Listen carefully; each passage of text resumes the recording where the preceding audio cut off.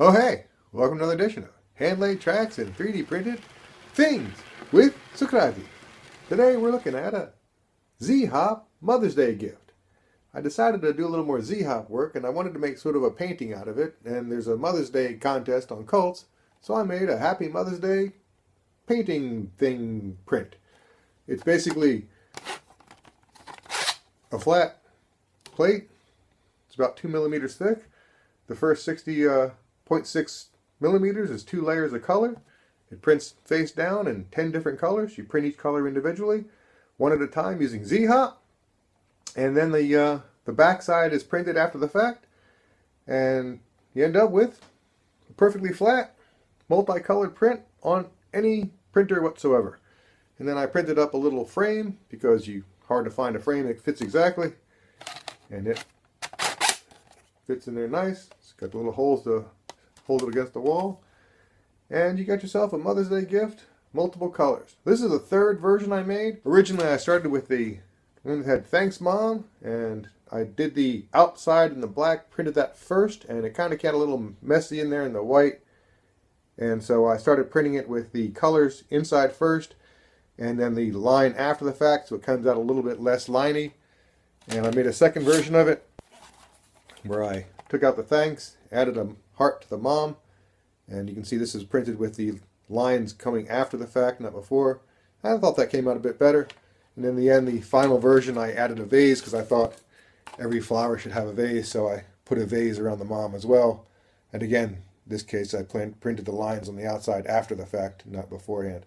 And the frame itself has I built a little tiny support that goes inside of it, and I'll do a close-up to take this thing off, and it basically holds that little gap open because there's a gap on the top there to allow the print to slide inside, and that holds it up pretty nice.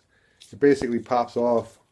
Like I said, I should do it on the slow-mo, on the close-up, but you can see just sort of pop it off like that a little bit, just break that little seal on the bottom, and it just pulls right out. And you got your nice little gap, so you can slide your piece right inside. And it's got the screw holes on the back, print on the front. 3 versions of it. It's on the Cults contest, and if you like it, please like it. Download it for free, print it yourself. And the Z-Hop itself is a process, and basically print each file in order. And I have they're numbered, and I'm including the G code as well, so you can print it yourself. This thing is about less than 17 by 17, so I think it's like 16 by 17, and it fits basically all your standardized printers. And like I say, it works on any printer. You don't have to have a multicolor printer to print this thing.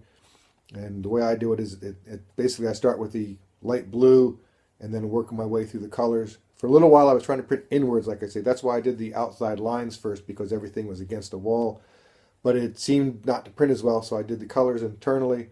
In fact, it ended up pulling off, but I leave this little tiny blue missing. So if you print it, and the first thing you see there's a piece missing, I added that to the last part of the blue. It really, really speeds the print time up because the first layer is tiny, and then the full layer is the third layer, so it's a lot quicker.